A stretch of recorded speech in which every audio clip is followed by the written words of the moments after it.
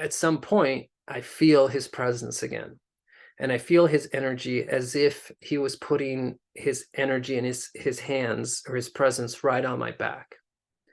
And when I feel that, that's the moment that I feel to dig and to not stop digging.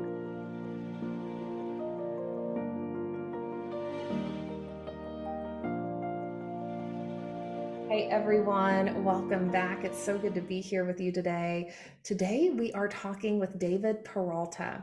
David is a spiritual teacher, a coach, and the founder of the Soul Centered Founder, where he's now combining his 2 decades plus years of spiritual experience, helping people align themselves and their life's work, their business, with their soul's higher purpose.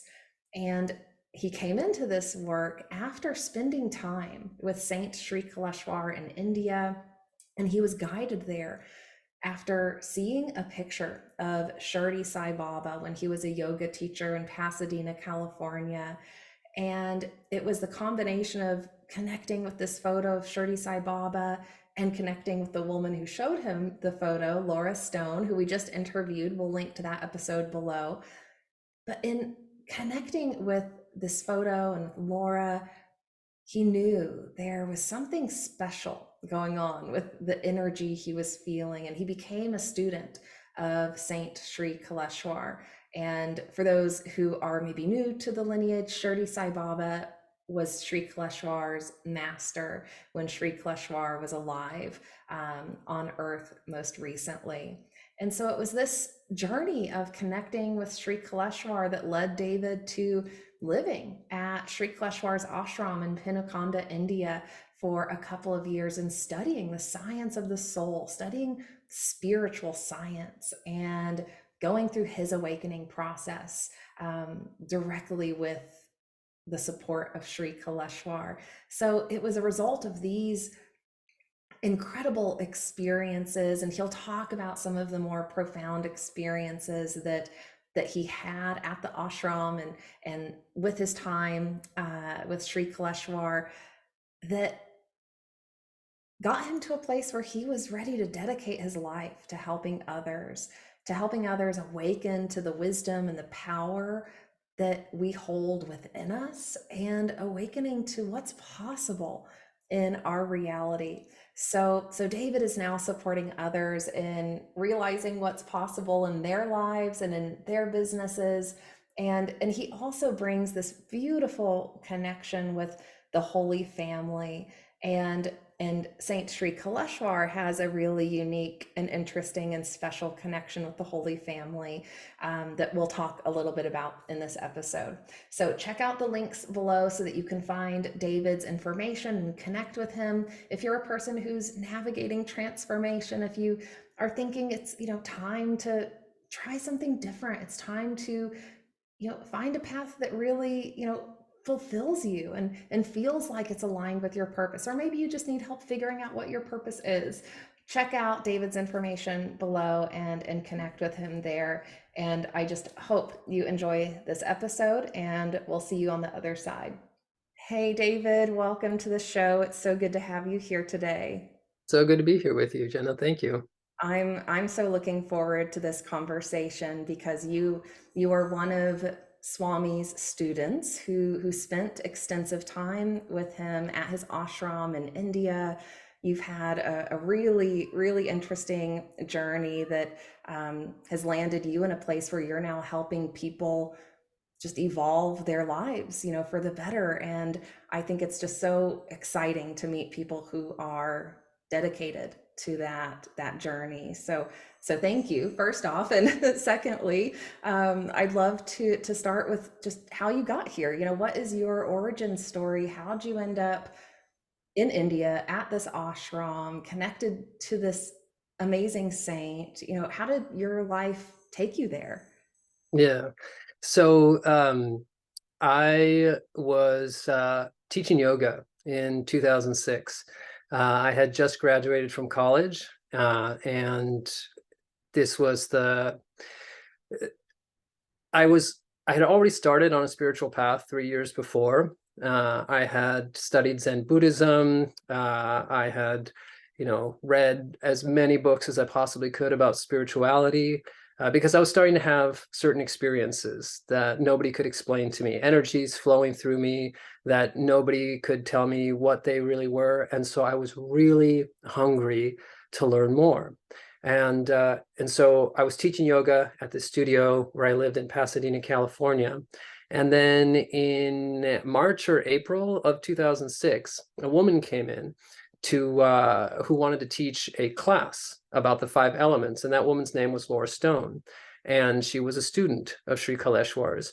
And I remember when she came in because I saw in her eyes a light that I had never seen in anybody else's eyes before. There was a depth and a quality to her eyes that I knew, okay, I got to take this class. I've got to learn more about what's going on here. So the following week she comes back, and I'm helping her to set up, and she's setting up her altar, and she pulls out a picture of a man I'd never seen before. It's Shirdi Sai Baba. And the moment that picture comes out, I feel an explosion of love in my heart, the kind of which I had never felt before. I'd never experienced this level of love. I'd never experienced my heart opening so instantaneously. And in that moment, I knew that this was my master, that this was, this was, yeah, my master. I didn't know how else to put it at that time, which was different for me because I had never gone looking for a master. I'd never gone looking for a teacher, but I knew this man, and I didn't know how I knew him. And so I knew if just by looking at his picture, I was having this kind of experience, I had to learn everything I could about anything related to him. So I took the course. I started the 5 elements mantras right away, and almost immediately started having incredibly profound experiences, reaching states and feeling energies like I had never felt before. And so that was a clear proof to me that there is really something going on here. A month later, Sri Kaleshwar happened to be visiting the US in Malibu. And so I thought, okay, not looking for a master, but if he's coming and he has to do with that man in that picture, I'm going, and I'm going to find out what he has to say. And so I went to that event, and initially, honestly, I actually did not resonate so much with him directly, because I was very skeptical. I just have to appreciate you quickly, David, for that, because I think, number one, that's so honest and real. And like, we're human and skeptical, it happens. Yes, Yeah. exactly. And but there was a healthy dose of skepticism, but then there was also kind of resistance to, like, okay, I don't want to get lost in something, like a kind of fear-based, like I don't know what all of this is. Trepidation is another good way of Yeah, putting it, yeah, that right? makes sense. But he gave a process in that event, and it was my first fire puja, and the first time I received Shaktipat directly from him. And again, all these experiences were just so soul lifting. Yeah. So again, it's like, okay, something's definitely going on here. December of 2006, he comes back and he gives the Kala Chakra process. And at this point, I'm starting to feel the energy every single time I'm around him, and recognizing it and knowing that there is really something on another level that's happening here. And I remember that it was the first time he had ever publicly drawn the Kala Chakra. And the moment he put pen to paper, suddenly I felt all of this depression coming up and all of this pain. And I didn't know what was happening. And then he continued drawing the yantra. I continued to have this experience. And then the moment he finished drawing the yantra, it was like some layer had been lifted and some layer had Wow, I just passed. got Yeah. huge chills as you said that. That's incredible. So I was sold at this point. And I decided in March of that year to go, of the following year in 2007, to go to the ashram for Shivaratri. And my plan was to go for just 3 weeks. But I ended up staying for 6 months. And it was during that time that I was there, it was part of the first Seoul University that Swami taught. And that's when I had a moment when I realized, okay, I can either continue to be on the fence about him, right? Like I'm sold in terms of the energy, but in terms of taking on a guru and taking on a master, there was still a lot of hesitation. And then there came a moment where he's teaching about the depth of this relationship and the value of this relationship. And I'm still nervous about jumping in completely. But then there came a moment where I said, okay, if what he's saying is true, about this relationship and about how this is the doorway to enter into what I've always been looking for, then I can either continue to be on the fence and never experience the full depth of that relationship, or I can trust that I've been guided in my life so far. I've been guided to him, and I can trust him. And so there came a moment where in my heart I said, okay, I am trusting you completely. I'm giving myself to you completely. And that became the center of my life. After that was being connected to this lineage. Wow. And what were you looking for, when you were seeking and not quite sure that you needed a master? What was that, I guess, seeking inside of you? So that seeking started when I was 11 or 12 years old. And I remember reading a Time magazine article about the origins of the universe. Mm.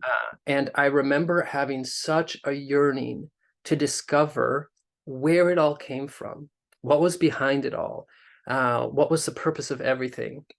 And this was a yearning that I carried with me throughout my entire teenage years and my entire young life. And I carried this frustration with me that nobody had the answers. A lot of people had speculation, but nobody spoke from that place of knowingness.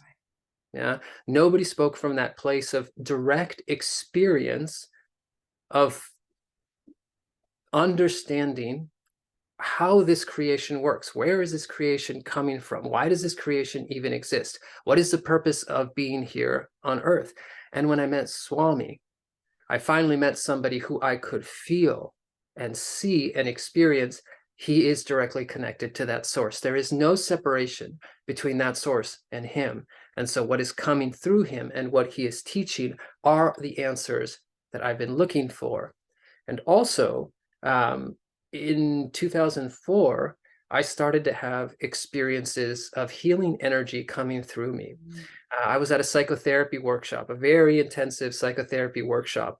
And during the climax exercises where everybody was really going through releasing the pain that they were opening up to, suddenly this energy starts channeling through me and it starts coming through my hands. And suddenly a part of me just knows what to do, and it knows how to channel the energy, and it knows what mudras to make.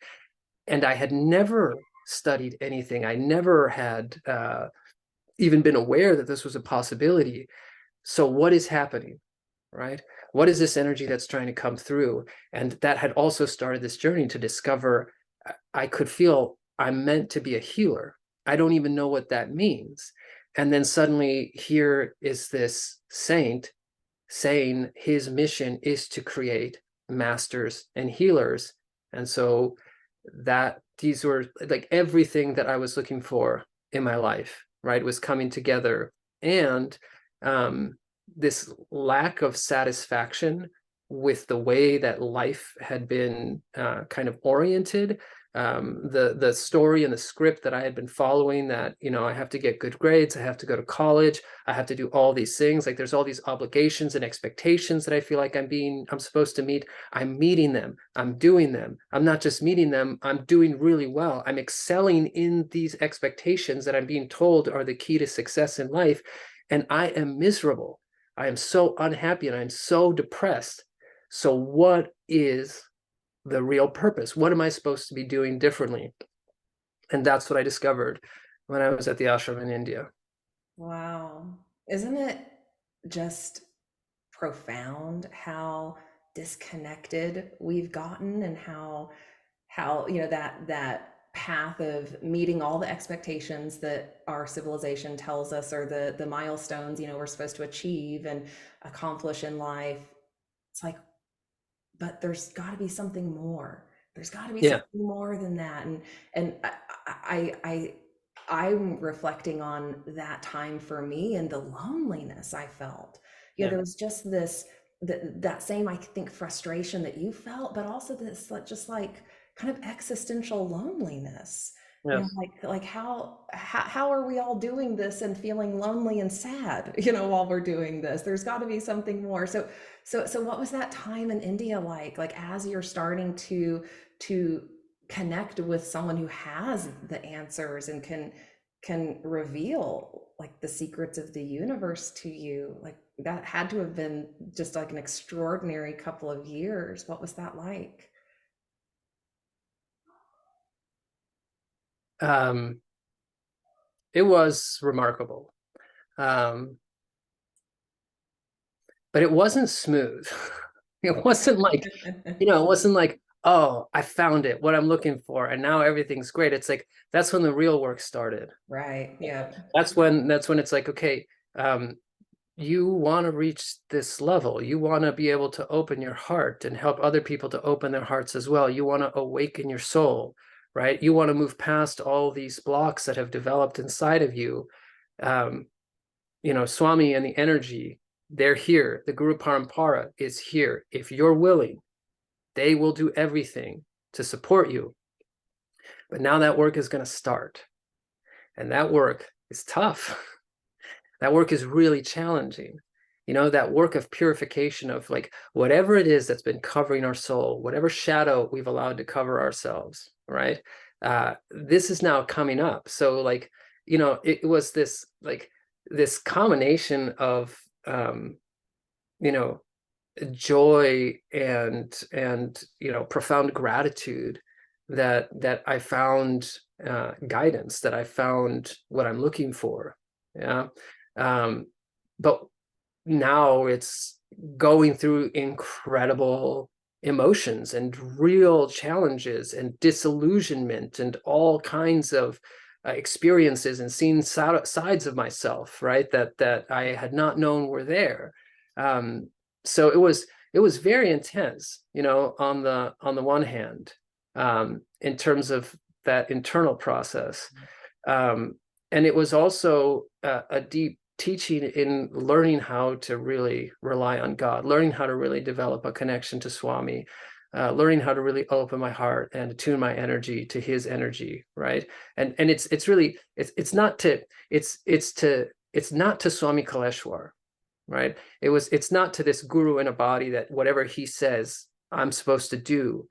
It's what he is connected to. It's the doorway. He's a doorway to the energy. He's a doorway to God. He's a doorway to the Father, a doorway to the Mother, a doorway to Jesus, right? That's what his soul is. And that's what I'm opening myself up to. That's what I'm attuning myself to. And so I had a lot of experiences while I was there that showed me the power of doing that, and also just constant reaffirmations that yes, this is who he is. If I could give an example, Yes, there please. were, yeah, there were. So when I was first there, I was only supposed to stay for 3, 4, 5 weeks. I don't remember exactly how long it was, but I wanted to stay longer, and I knew that it was up to him to decide whether I should stay longer or not. And so at that time, you weren't supposed to be approaching him because he was starting to enter into a state of avadut energy. Avadut energy is basically where a soul starts to completely merge with the 5 elements. And so this puts him in a state of extreme sensitivity and unpredictability. So it was not recommended that we just go up and talk to him. And this was different than the early days, right? In the late 90s and early 2000s, he was very accessible. Right. The students that were with him, they felt like they were just with a brother and a friend, and they would just joke around, come up and talk to him anytime. They had his number and they could just call him.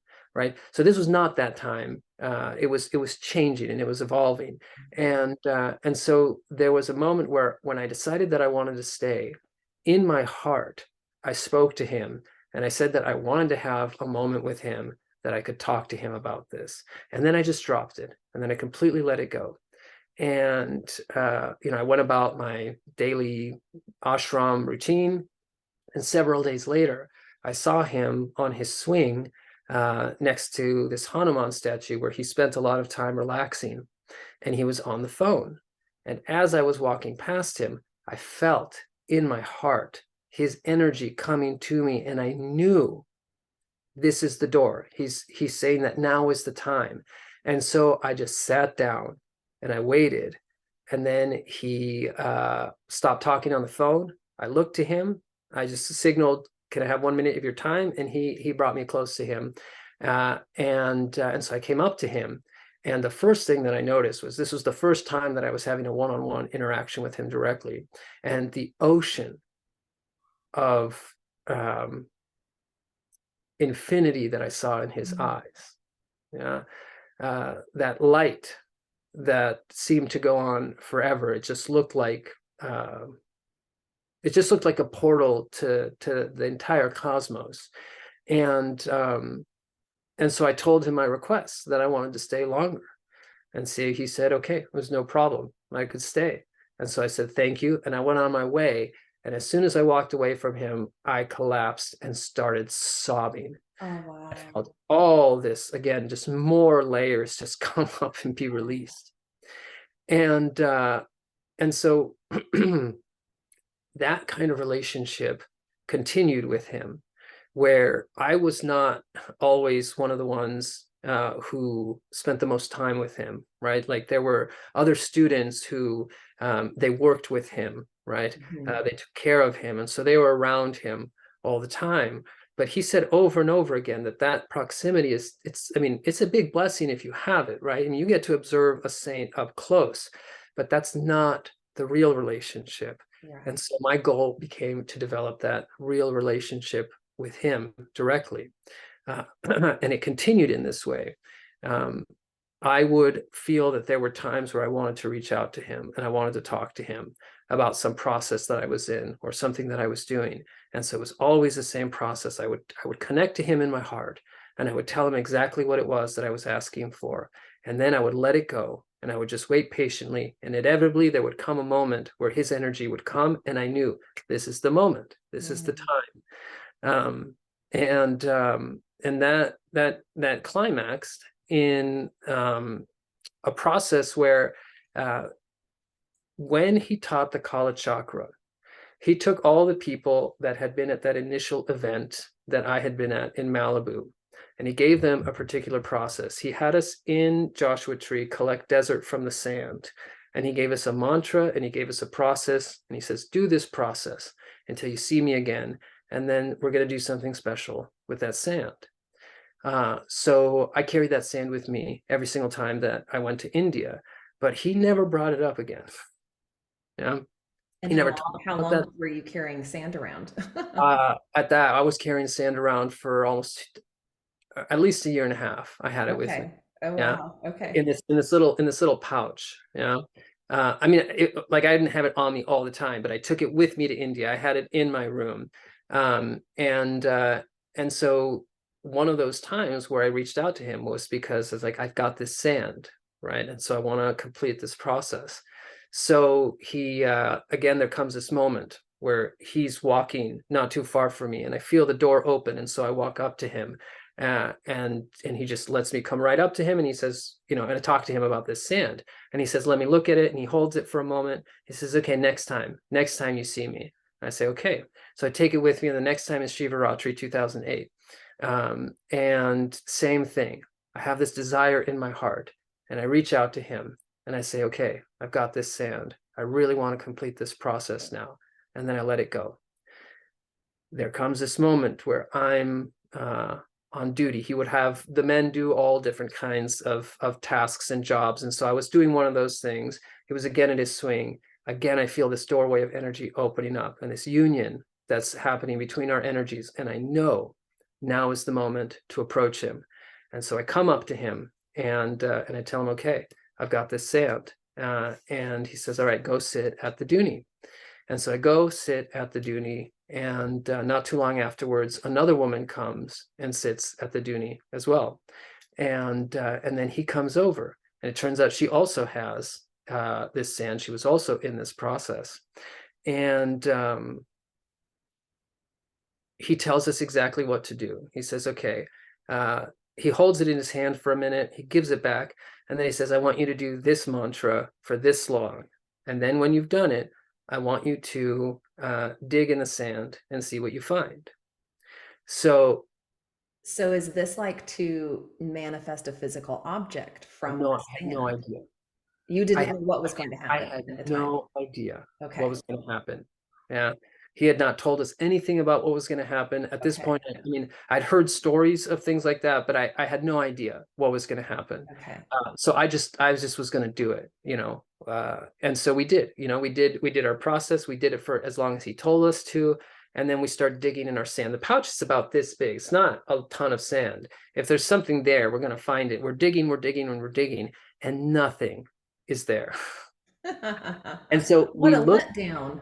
yeah, exactly. And so we look at each other, me and this woman, and we say, like, well, what should we do? And she says, let's just do it again. So we do the process again, exactly like he told us to, again for the same period that he told us to. And then after it's over, we start digging, and there's nothing. And so we just go back and forth, and we just keep doing it, and we keep doing it, and we keep doing it. And hours pass. And then at some point, I start to talk to him directly. And I start to say, okay, there's something that you want to give me here, but I want to give you also something. And I started to make a deal, and I started to tell him, like, this is what I'm willing to do. This is how I'm willing to dedicate my life to you and to this mission. And I'm willing to do all of this. Please just let this happen. Let this be a success. Let me experience what this is all about. And then shortly after that, there comes a point where he's up in his office playing music, which is something he would often do late into the night, Bollywood tunes, really loudly. He tells us to meditate. He tells us to do these processes. And he goes into his office and he just blasts Bollywood music. I hate to laugh at you. It's just so funny, like the paradox, right? It's like it's just life, right? Like we learn to meditate to be able to peacefully navigate life, and it's like he was giving you guys that opportunity, I guess. Yeah, exactly. To find the silence in the violence, as he would say. Ah, yeah. And so at some point, I feel his presence again. And I feel his energy as if he was putting his energy in his hands, or his presence, right on my back. And when I feel that, that's the moment that I feel to dig and to not stop digging Wow. until this is done. And so that's what I do. And I go into some kind of just meditative trance. I have no idea how long I was digging in this tiny patch of sand. But nothing is happening until I look over at this other woman, and suddenly she's got this sparkle in her eyes, and she's holding her hand to her heart, and she just looks at me and she just says, keep going. Oh, And so I wow. keep going, and I keep going, and I keep going, and I feel his energy right at me. And then suddenly at my fingertips is this stone.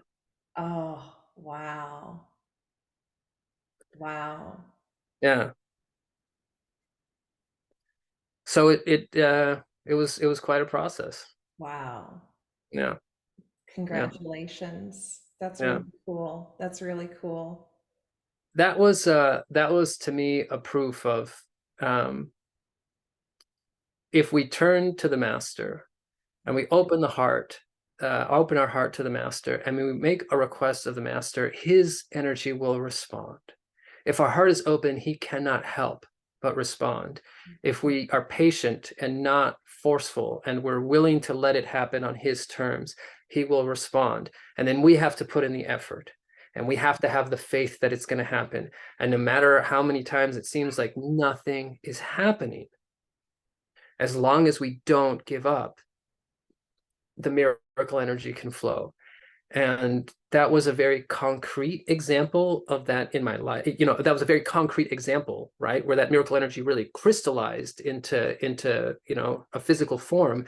But that became a guiding principle for me in my life forever after that, right? That as long as I keep making that effort, as long as I keep turning to God, as long as I keep opening my heart, And as long as I do not give up, there will come a point where that miracle energy, the door will open, right? And then that miracle energy will come and create the transformation in whatever it is that's necessary, right? And I've seen this in my life with my personal blocks. I've seen this in my personal relationships, and it's the same mechanism. It's the same energy.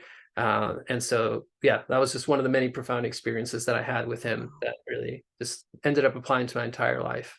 Wow. Thank you for sharing that. It also, strikes me that you've developed this, beautiful ability to practice non-attachment. What you describe there about, making that heartfelt connection, putting in the request, but then letting it go.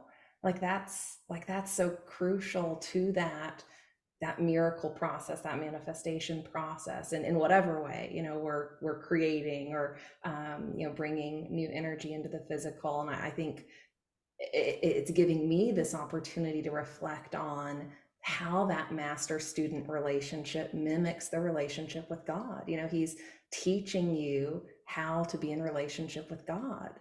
That's right. Yeah. Mhm. Um, and how to be in a relationship with God through the nature, Mm. right? And the nature being all of creation, Right, right. right? The mother in everything, right? That was one of his main goals, was to bring his students to the mother. And he said the goal was that eventually she becomes our guru, Mm. right? She becomes our teacher. And that's how he spoke about Jesus. He said, he had many teachers, he had many masters, but really his master was the nature. He was learning directly from the nature. Buddha also was learning directly from the nature. Dattatreya, right? Learning directly from the nature. When you take Brahma, Vishnu, and Shiva in one form, and he's born in a body, his guru is the nature. In fact, he was the first guru. He was the first one who came and was able to start teaching the knowledge of how her creation works, right? And how did he learn it? He learned it from being in a body and learning from the nature. Right. You mentioned earlier the term guru, parampara.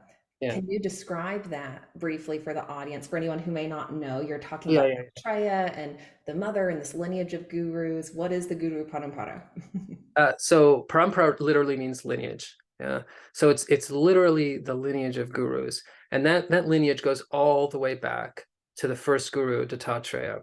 And so before that, you can imagine that in the creation, everyone is everything, and everyone is completely covered by illusion. If you're in the creation, you're only experiencing illusion. You're only experiencing the Maya, right? You're not experiencing the reality of God in the creation and in the illusion. So Dattatreya is the first one who's born. And again, he's all three of the male trinity in one form. So the generator, the operator, and the destroyer, the three principles of God in one form, and they are born to a woman saint named Anasuya. Uh, and so he learns directly from the mother her secrets, the secrets of her womb, the secrets of her creation, and what is beyond the creation, and how to be in the creation and connect to what is beyond the creation. And now he starts to teach others that, and that creates the seed of the lineage, right? So basically, you can think of it like a tree, right? So at the root is Dattatreya, and then he starts to teach others. And essentially, what he's teaching them is the science of awakening, the science of awakening the soul, and the science of merging with the mother, the science of merging with the father, with Shiva. And so now you start to have these awakened souls within the creation. And these awakened souls awaken other souls, who awaken other souls, who awaken other souls.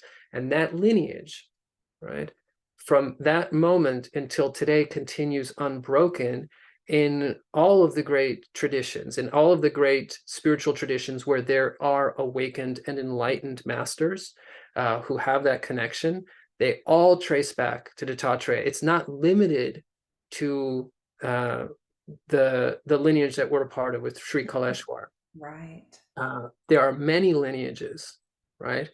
and they each have a different purpose. They're each here to bring a different piece of the puzzle, to explain a different aspect of the creation.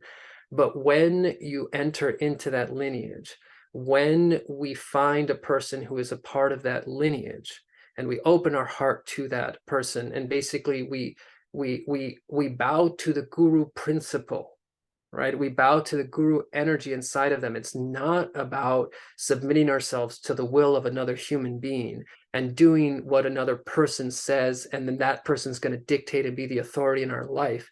It's that person is a doorway to that awakened energy. And if we open our hearts to that and we recognize that, then that awakens the inner guru inside of us. And then we become part of that lineage, and we're able to continue that process of helping other people to awaken as well. What a beautiful explanation. That might be one of the best explanations I've heard, David. Thank you for that. And what a good reason, to connect with this lineage or another, that one might feel called to, because we end up with this just incredible team of support.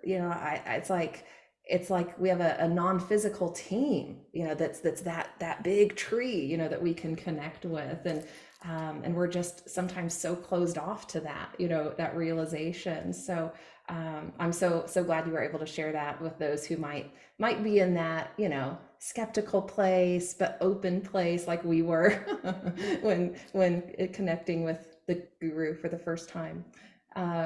You mentioned Jesus and Swami's connection with Jesus, and you've done incredible work recently through the virtual ashram. We'll link to it in the show notes for those who aren't part of it yet.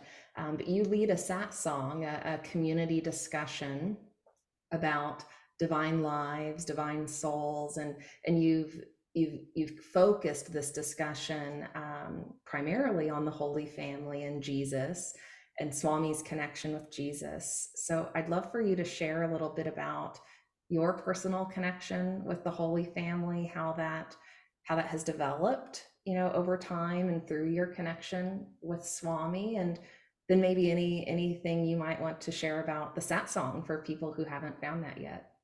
Sure.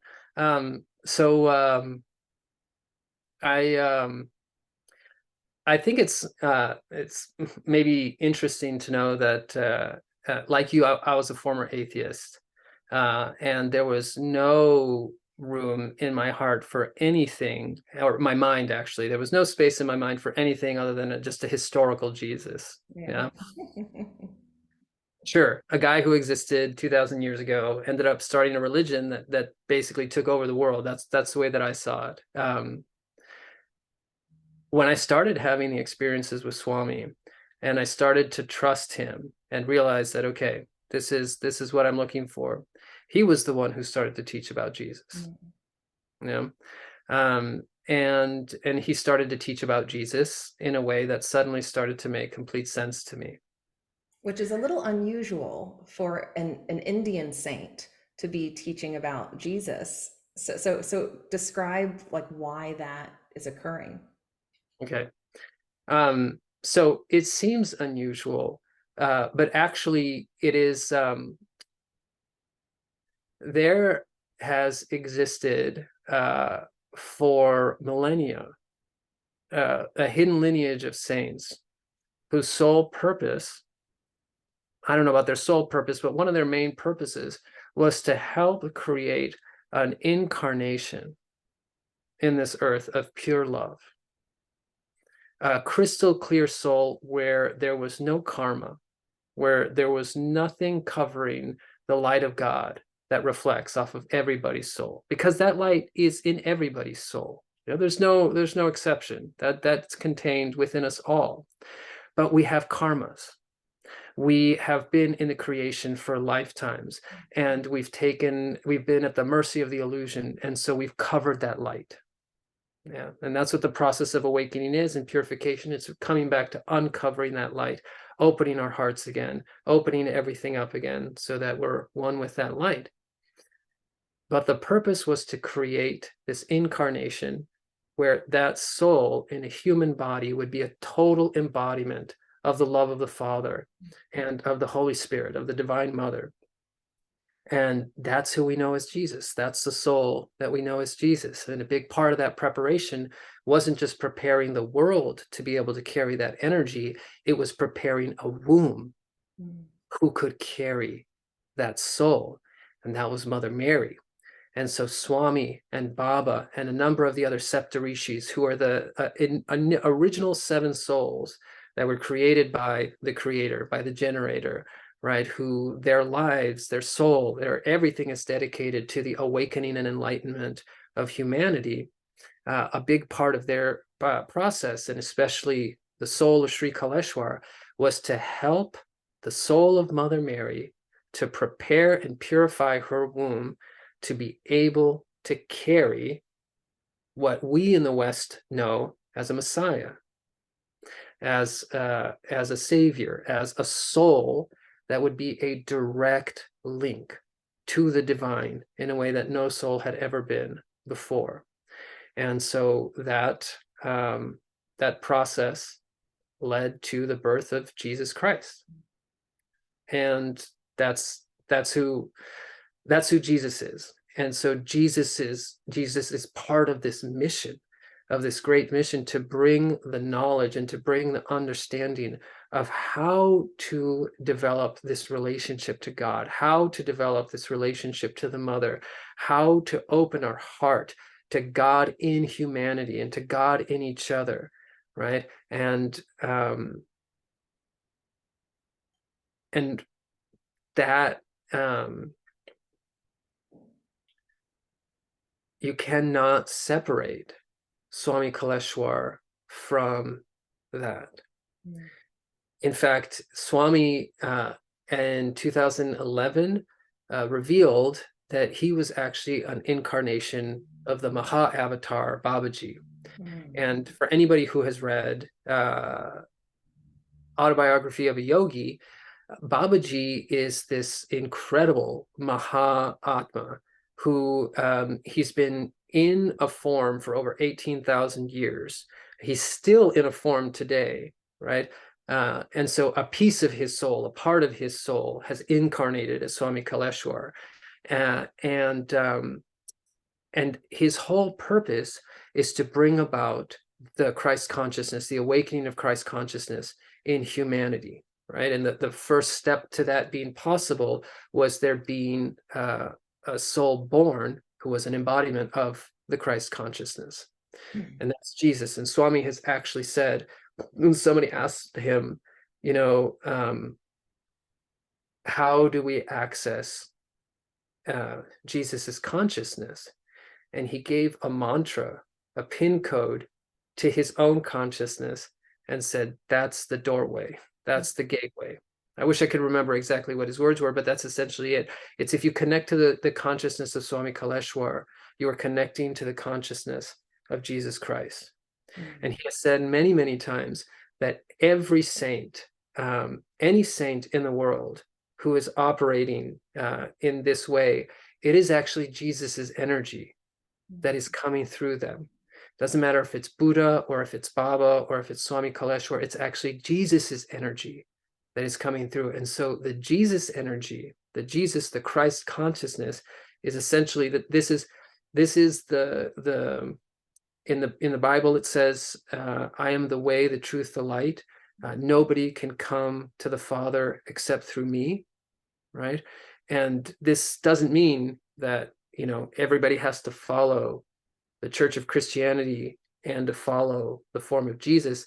It's his consciousness, right, what he brought into human form that exists in everything, is the only way to access the energy of the Father. And this is why Swami brought us first to the Mother, because first we have to connect to her. First we have to connect to her womb. The Christ consciousness can only enter into the womb of the Mother, right?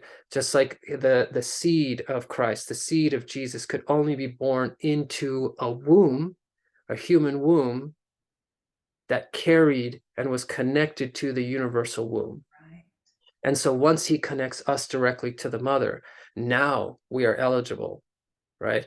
To then bring in this Christ consciousness, and then to essentially embody the love of the Father that is beyond the creation, in the creation, beyond time, and essentially live and create heaven on earth. Mm. Mm. I love that, David. Thank you for sharing all of that. It reminds me of an intention I set yesterday. Yesterday was Ganesh festival, and we were celebrating the destroyer of obstacles, and I set an intention for us all to experience the kingdom of heaven in this lifetime, for the whole Sai family to embody that, like that state of perfected divine order. You know, it's like that. I think of the energy field of a being like Jesus, representing like the perfect geometrical structure of the universe. I Hmm. think in geometry terms a lot, because we're into sacred geometry at Star Family Wisdom, and that's helped me, you know, kind of understand the harmony, the harmonics that are present in the creation. And it's powerful to think of one being able to be that Hmm. while also in the creation, right? Like, just to even wrap our heads around that. Yeah. So we got a little off track with your personal connection and how that's developed. We talked about Swami and that really important um, eternal connection. I almost said historical, but that's not right. Eternal connection that exists between him and Jesus. So, how has your relationship with Jesus and the Holy Family developed over time? Yeah. Um, once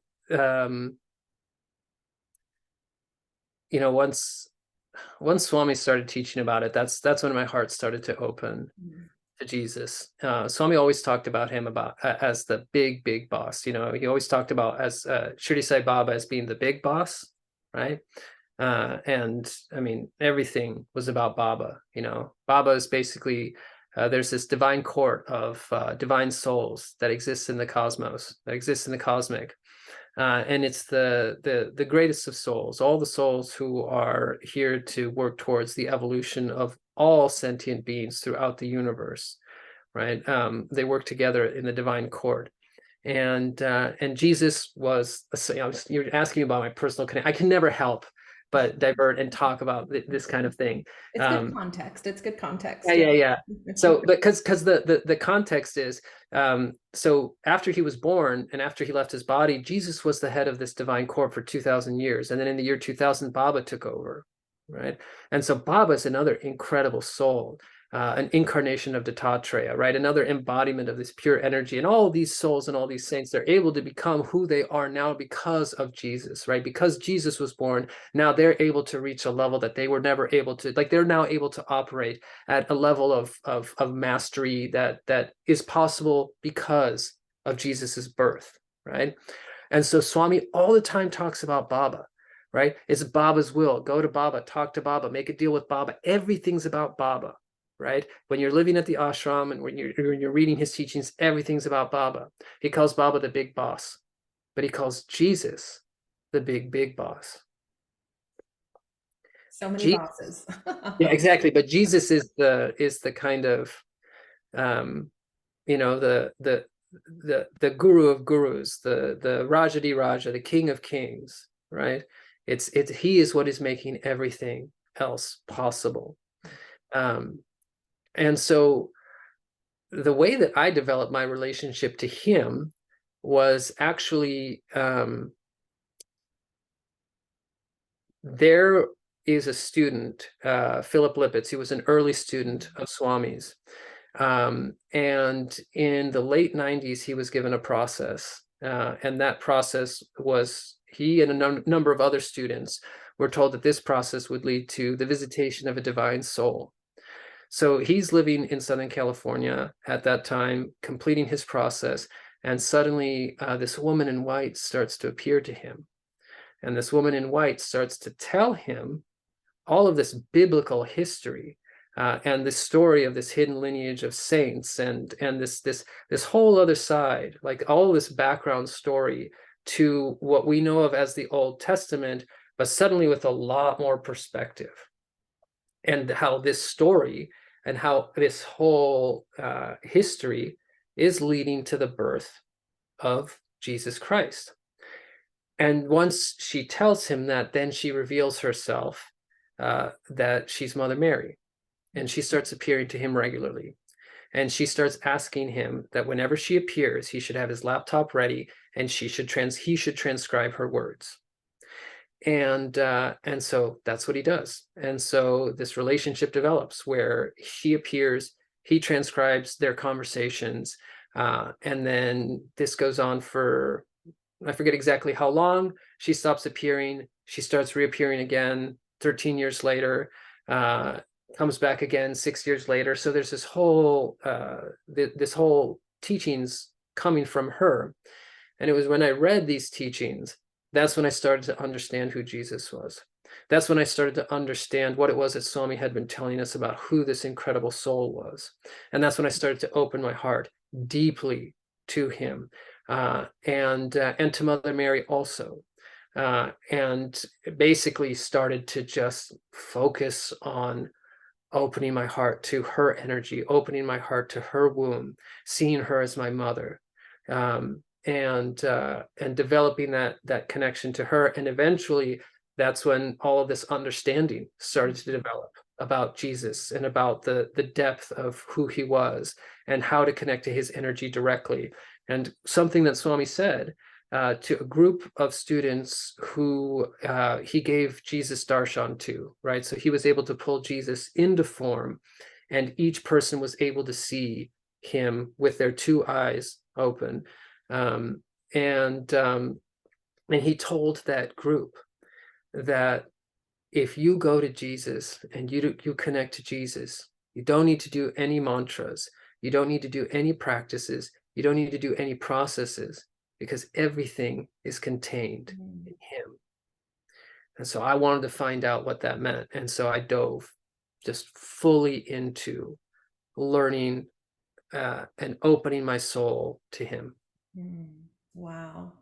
I could feel that in you the first time. Well, we hadn't even met yet. I was just watching your videos and I was just like feeling that so deeply. And I remember at the time thinking, I want to talk to him at some point. I'm just so, not impressed, that's not the word, taken aback and awe, of yeah, just how you held that in your sat song as you were talking. It's clear that that has developed really beautifully for you. um you But then, mentioned Philip Lippitt's yeah, and his work. You introduced me to that just this week, and I've not read all of it yet. We can link to it in the show notes so people can find what you're talking about here. Philip documented, all of these conversations and these moments of channeling Mother Mary. And well, not channeling, because it's really important. She was in the room with him. oh, yes, yes, good distinction. Yes, thank you, thank you. Thank you. Yeah, She was physically there, right? yeah, that's different. Yeah. Having a conversation, Yeah. right? Um, sorry, I didn't mean to interrupt you, but I feel like it's a really important distinction, right? Because he's Yeah. not connecting to something that's not there and Yeah. beyond. This is actually a core part of Swami's teaching, right? That it is possible to develop a direct relationship with God or with a divine soul, that they're actually able to appear to us. And he gave many examples in the lives of Ramakrishna Paramahamsa, Vivekananda, his own life, the life of Jesus, where that's the kind of relationship that they developed with the divine, right? That they're able to talk to an aspect of God Right. the way that you and I are talking right now. And this was a person who didn't have like a prior history in Christianity, and had been deep in the Hindu path and in Swami's path for many years. Right. And then this happens, and I've just started reading some of these texts, and it's so clear to me, like, wow, like that he was prepared for this, through Swami. Yes. Yeah. Yeah, Yeah. exactly. And to we're talking about this in a way that is just this conversation, but it warrants just pausing and acknowledging how divine and supernatural these experiences are that can happen. And I think we're just going about our daily lives, and caught up in the mundane aspects of life, so much like that is life. And it's possible for any soul, to have these sorts of experiences, and to be in this like direct communion and communication with an aspect of God, with the divine soul who has walked the earth. And that's just incredible. It's like we hear about these kind of spontaneous apparitions that have happened throughout history, and there's all this mysticism, that surrounds that, and maybe more questions than answers. And with what we find in the divine lineage, we find the protocol, the tools, the practices, the processes that prepare our soul to move into that level of experience. So it's no longer an open-ended question of how these things occur. have That's you exactly. have you had any sort of experience like that, Yeah. connecting with the divine soul? Yes. Yeah, I have. Um, in 2007, actually in the first Seoul University, Swami taught a mantra, the Maheshwari mantra. I believe you can actually learn this in the virtual ashram. There's courses about it, I think. I'm pretty sure there is. Or if not, that the Divine Lineage, the Divine Mother Center offers initiation into this mantra periodically. Or any teacher, I think, who has received this mantra and gone through the process can initiate another into this mantra. And so Swami gave that mantra, and then he had Monica, Mataji and Nityananda go to the US and initiate two large groups into this mantra. And we only had to do this mantra for 15 to 30 minutes a day. And we did this mantra, and then about 100, and I think it was 148 of us came to the ashram in Shivaratri of 2008, having done this mantra 15 to 30 minutes every single day. And he pulled us all into the mandir, and then he told us that we were going to have Mother Divine Darshan, which meant she was going to be appearing in front of us. And so what he did was he went into a back room, and then we got into single file, and then one by one we would enter the room. Swami would be there. He would hold us. You couldn't see what was happening inside of the room, but you could see people coming out, and you could see that the person coming out was not the same person who came in. And he told us a very specific intention, a sankalpam to have when we went in there and when we saw her. And so I was just running that sankalpam like a mantra so that it would just be on autopilot, so that as soon as I saw her, I would not forget. But then when I entered into the room, I entered, he grabs my shoulders, he turns me, and there she is. And what was so striking to me was how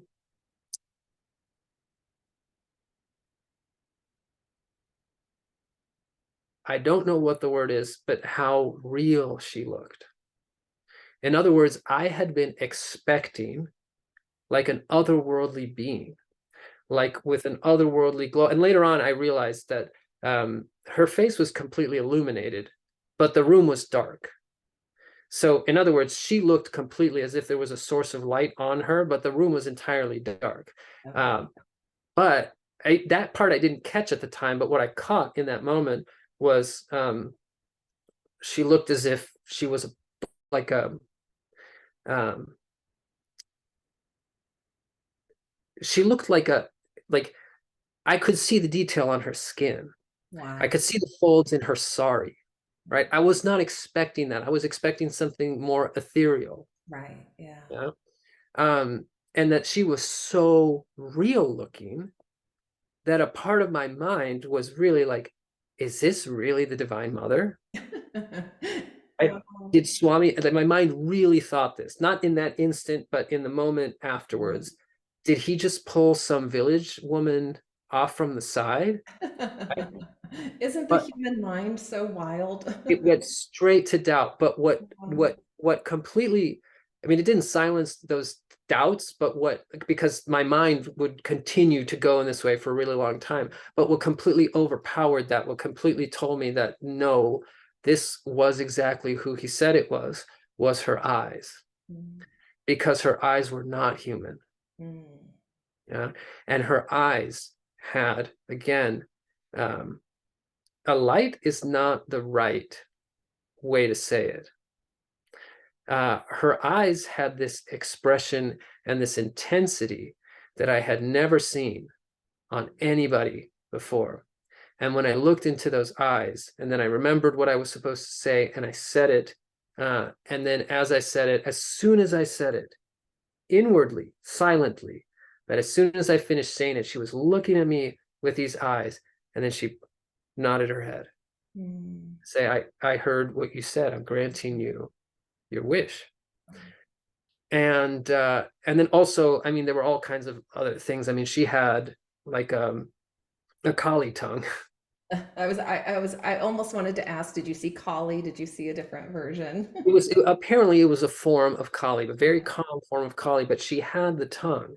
And her skin was not skin colored. It had an orange cast to it, which if sometimes you see images of the mother, they have different colors. Like she was holding, she was holding a weapon. But it was the eyes that told me that this was the mother. And then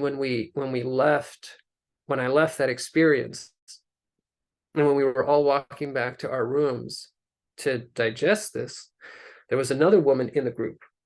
And as I'm walking away, she turns around and she looks at me, and it's the same eyes are looking at me through her. Oh, wow. Same exact eyes, the same power, the same energy. She was in this other woman looking at me. And I've since seen those eyes from time to time when I'm out in the world. And I know that that's her, that she's looking at me. Um, and yeah, so yeah, I had that experience. Wow. How has your life changed since that? Like that's like the ultimate experience to see God. Swami says that that is the start of your real life. Mm, When we see the mother, when we connect to the mother, that's the beginning of our real life. That's the beginning of our real spirituality. And the way he describes it is that when we're standing in front of her, right, a part of us goes beyond the creation. mm, mhm, She's in the five elements, she's in a physical form, but she's beyond the five elements, mhm, right? And so our soul has that same experience. We're in front of her in the five elements, but a part of our soul merges with what is beyond the five elements. We connect to the infinity, and then that infinity comes inside of us. And then it becomes a process of digesting that, and it becomes a process of developing that relationship and that understanding and that so in terms of what that did to my life, um it made life really hard for a really long time. Thank you for being honest again. Yeah, no, it was not. It's like Yeah. this process of connecting to the divine. It's not a process of like once we have these incredible, beautiful experiences, then suddenly we're living in bliss. It's not like that. At least it hasn't been that way in my experience, and that's not what Swami trained us for. Um, because essentially what he was training us for is you have to learn how to live in the illusion. We have to learn how to taste the illusion. All right. And we have to learn how to experience what he called the A to Z, Mhm. right? We have to learn to taste the entire range of human experience first of all, from a point of view where we are not conscious, and when we're in the A and in the bliss, it's great and we don't want to leave it. And then when we go to the Z and it's horrific and painful and terrible and terrifying, we're not remembering God. We're just experiencing that, right? So we have the entire experience, and then eventually our soul gets stronger. Our soul comes up, right? And then we are able to feel the connection to what is beyond the illusion, to what is beyond time, to what is untouched by what is happening in the illusion. And now we can start to experience the A to Z, or at least like the A to J. Maybe we grow, Yeah. like to the Z eventually, but we start to be able to have these experiences connected to that part of us that is beyond the creation, that is beyond time, and that is unchanging, untouched by everything. And then we learn how to love everything that's happening. And then we learn how to recognize that light that is the mother. This is how he described it. He said, in every single human being, there is a light, there is a fire, and that is her. And so our job becomes then to recognize that, to be able to see through the illusion, what we see with our two eyes, right? What we think with our mind, and how we interpret things in all of our judgments, to see through all those things, and then to see that light and relate to that light inside of everything and everybody. And that's like, that's when the energy can flow. And that's Right? the mission. Like that's the That's the ultimate mission. mission. That's the mission. Exactly. Yeah. And we're in a challenging time here on Earth, to accomplish that.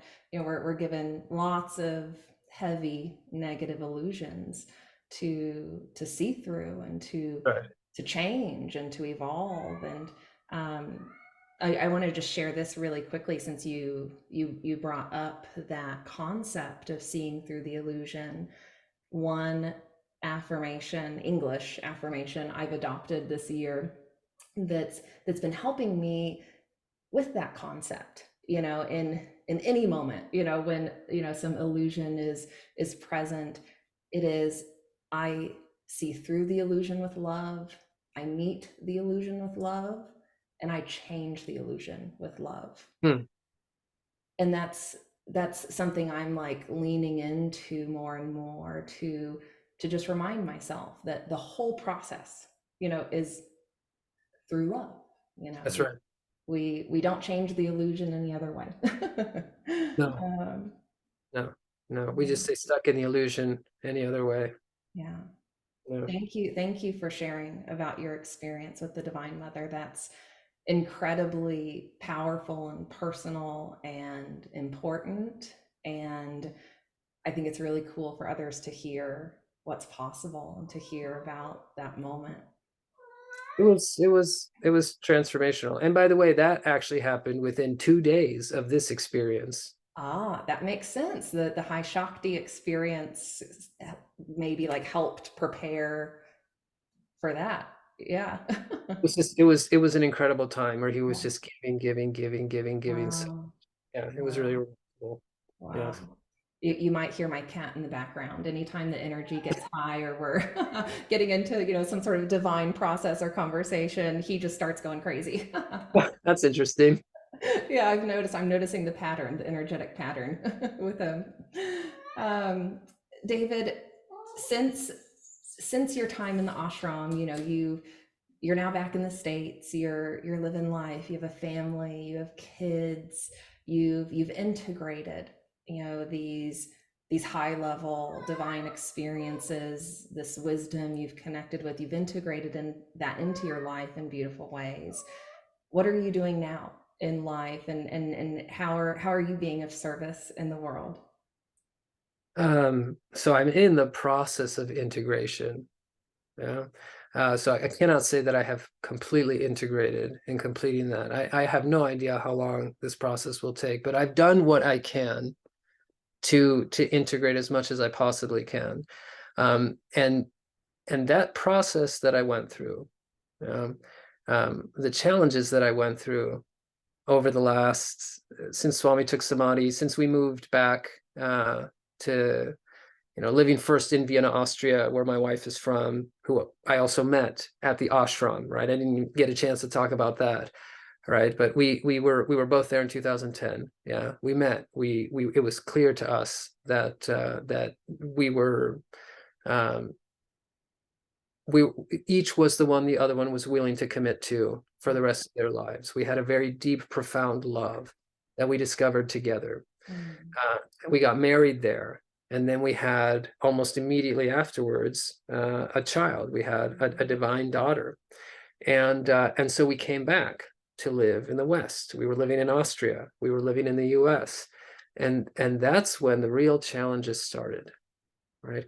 The challenge of learning how to be a human being in a relationship with another, the challenge of learning how to transform the wounds and the traumas that each one of us were carrying from our own childhood and our own past lives that we're now manifesting and reflecting in the relationship, right? And in the dynamic with our daughter, right? This process of learning how to open up to that, while also learning how to earn a livelihood, right, and provide, and no escape, right? Like like living completely in the world while struggling to embody and live by these principles and these teachings that we've learned, and to connect to that energy, and feeling sometimes this pull between what seemed like two worlds, right?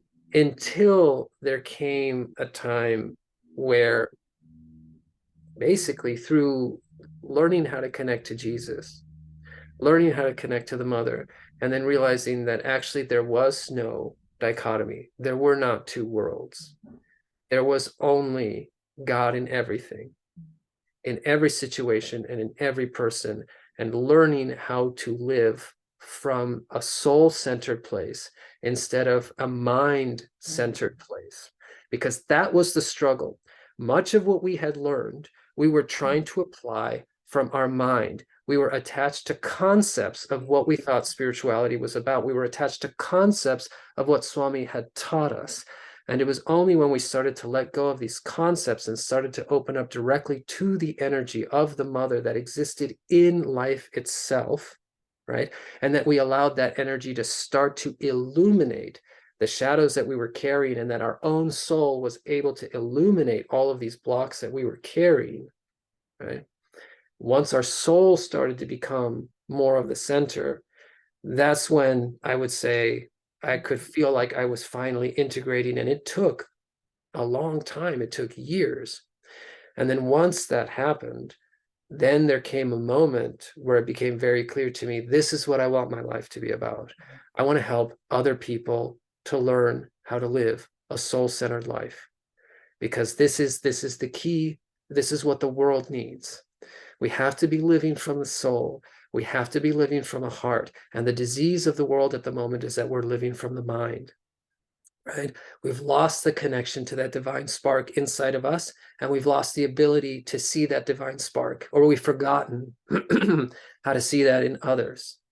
And when we do that, that's when we live in alignment with the soul and with what we could call the will of God, essentially, right? The will of the Father, our Father who art in heaven, let thy will be done, right? And so what I'm doing now is I'm working on helping and coaching people to live in this way. And the kind of niche that I'm just focusing on professionally, anybody who comes to me, if they are interested, I will do everything that I can to help them. But professionally, again, because livelihood is important, is I'm working with entrepreneurs, impact-driven entrepreneurs, people who feel like they have a mission here on earth, people who feel like they have some inkling of a purpose of how they want to transform the world. They want to make the world a better place. They want to help uplift others. They want to be of service in their own unique ways, but they are struggling. They don't know how, right? They're getting some success. Their business is flowing in certain ways, but they're stuck. because of that lack of flowing, because everything is coming from their own will. They're trying to make things happen. They're trying this strategy, they're trying that strategy. They're thinking, they're spreading themselves in a million different directions. And so they're feeling anxious and overwhelmed and stressed and burning out, right? And so right now I work with people like that to help them learn how to let go of all of that, how to focus entirely on what their vision is of what they want to create. What is their aim? That's something that Swami talked a lot about how we have to have an aim in life, and to help them understand, what is your aim?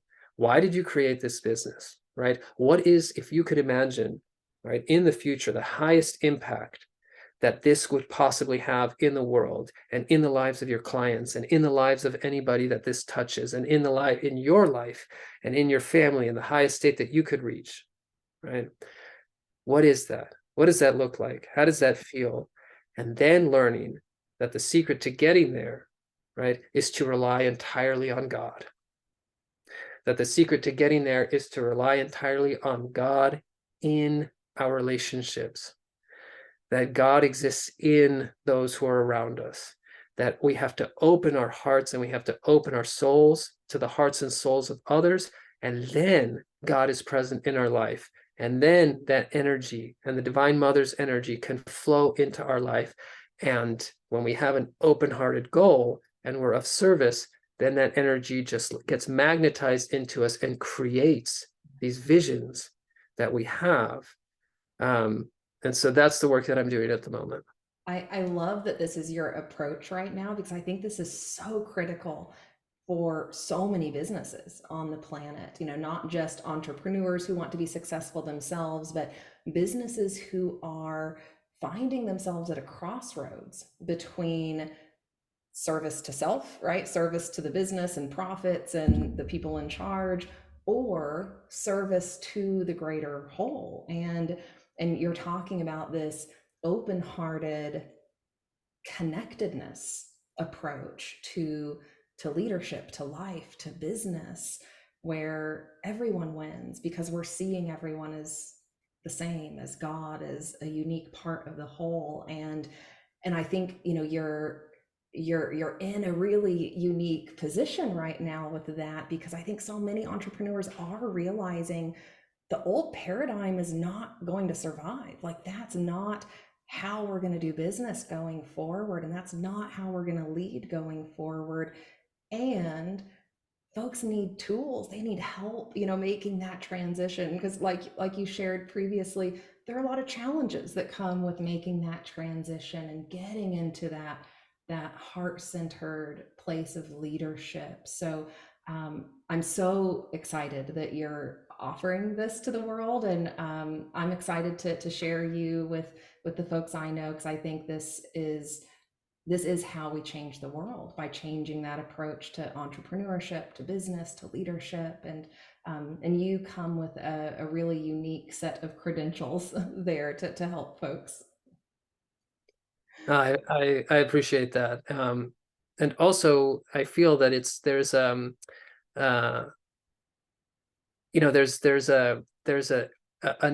epidemic of dissatisfaction and lack of fulfillment, Yeah. right?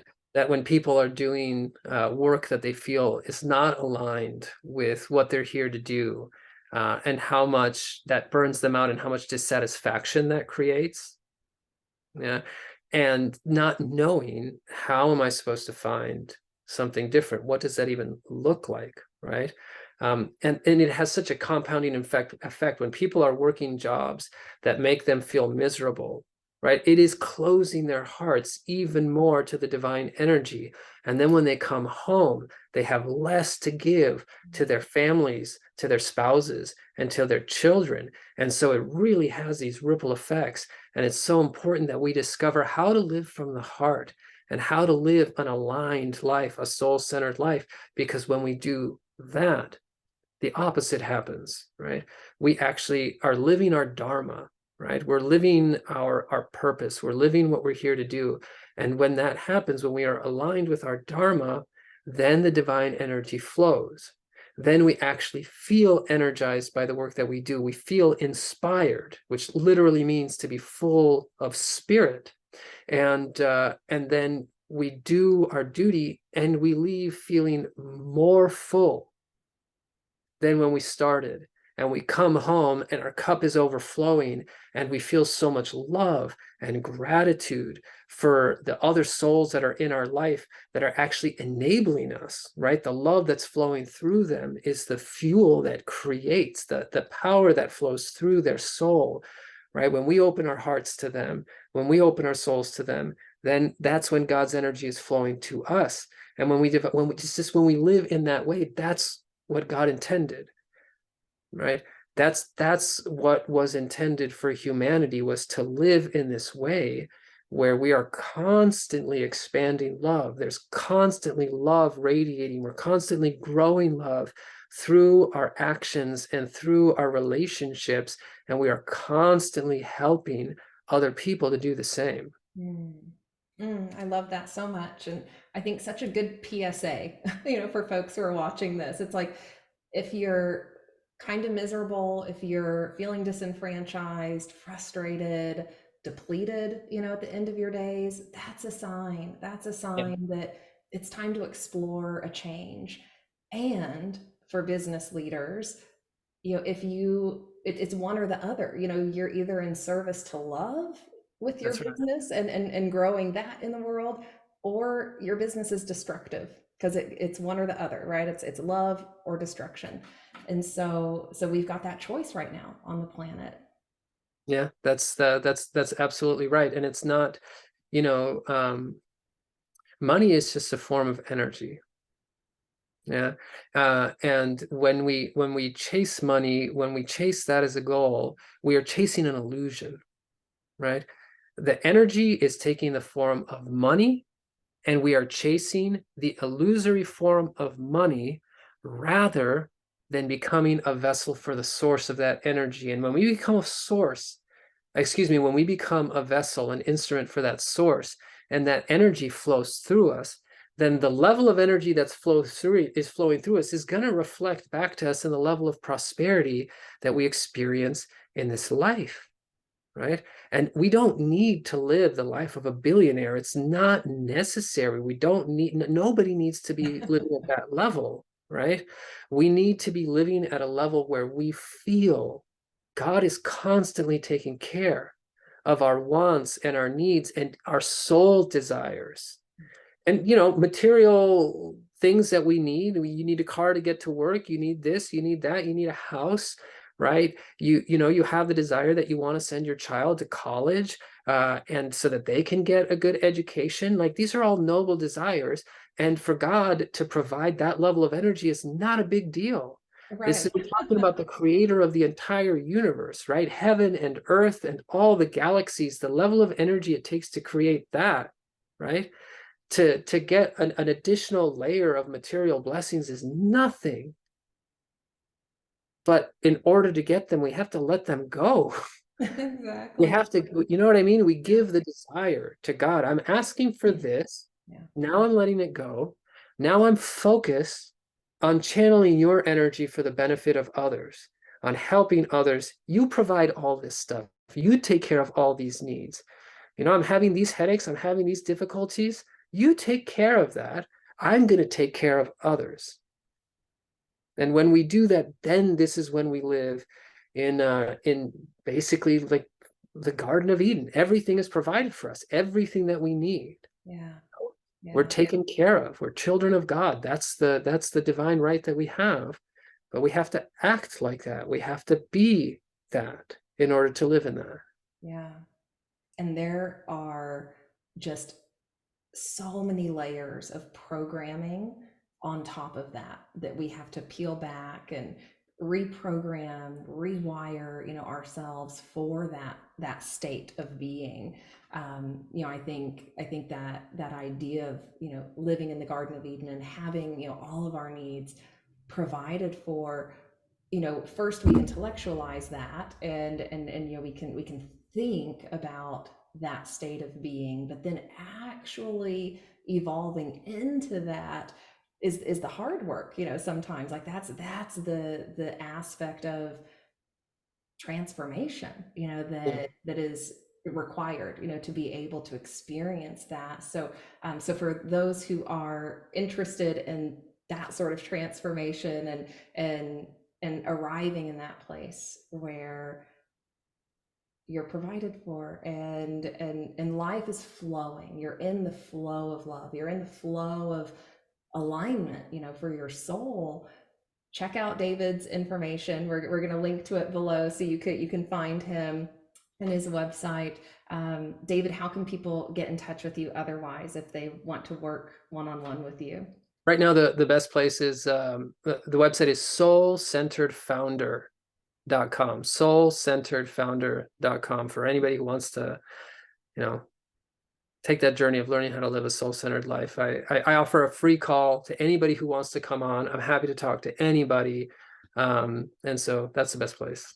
Beautiful. I feel like we could talk forever. This is this has been such a fun conversation. There's so much to talk about and unpack and share, and we should probably wrap up soon. So I want to ask you, as maybe some closing words of advice or wisdom for the audience, for those who are going through that process. I think everyone's going through that process. For anyone who's, reprogramming themselves and peeling back those layers of illusion, and working on finding their true self and going through the challenges of that, what sort of advice would you have for someone who's like in that process right now? Um, if we turn to God and we tell God exactly what it is that we want, first of all, we have to get clear on what it is that we want. Yeah. What is it that we want to reach in this life? What is the state that we want to reach? What is the state of open-heartedness? What is the state of soul awakening that we want to reach, right? What is the service that we want to provide to the world? I mean, in terms of helping others, right? Not like a business service. What is the way that we want to help uplift others? What is the state that we want to help others reach? The first step is get clear on that. And when we know what that is, and when we're clear, this is what I want, then we give it to God. God, with our open heart, this is what I want in my life. This is what I want my life to be about. This is what I want to dedicate myself to. This is how I want to connect to you. This is the state of that. Like, what is the relationship that we want to be having with God, right? Being really clear on that. How connected and centered do we want to be in God, right? And once we're clear on that, then give it to God and don't stop digging. Don't stop digging. I love it. Yeah. Just keep going. Because the moment we tell God, this is what I want to reach, this is who I want to become, then the mother is going to bless our life with every single circumstance that we need to reach that state. And most of those circumstances are going to come in the form of challenges. And if we meet those challenges and we continue and we move forward and we constantly keep reconnecting with God and saying, God, this is really hard. I'm struggling with this. I'm not able to meet this challenge. I need your help. I'm going to keep making the effort. I'm not going to give up. I'm going to keep going.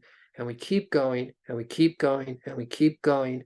Swami said, eventually God has to give it, and God will bless that. Whatever it is that we're asking for heartfully, God will eventually give it. So as long as we just don't give up and we keep making the effort and we keep taking the opportunities that are being presented to us in our life and listen to that guidance and listen to our intuition and our soul that's guiding us towards the things that we need to do, and we keep meeting those challenges, you're guaranteed to reach your goal as long as you don't give up. I love that. That's such an incredible piece of advice. So everyone think of life like David's pouch of sand. Keep digging. Keep digging. Don't stop. David, thank you so much for this conversation, for sharing yourself so openly and vulnerably, and for all that you are bringing to people in the world, and for giving people who are watching this the chance to connect with our masters, our gurus. I'm looking at their photos right now.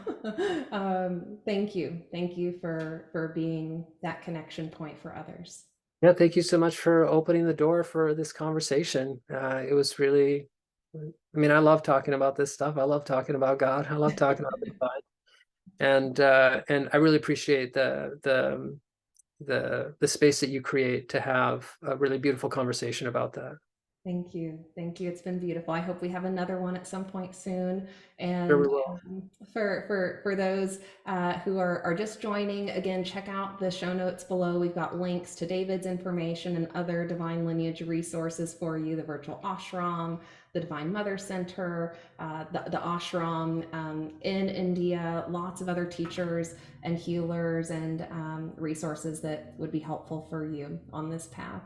So thank you everyone for tuning in. It's so good to be here with you. Even though we can't see you, we can feel you, and we're just wishing you all the best and the most divine experiences and challenges going forward, the most benevolent outcome of those challenges. And we'll see you next time in the next episode. Bye for now.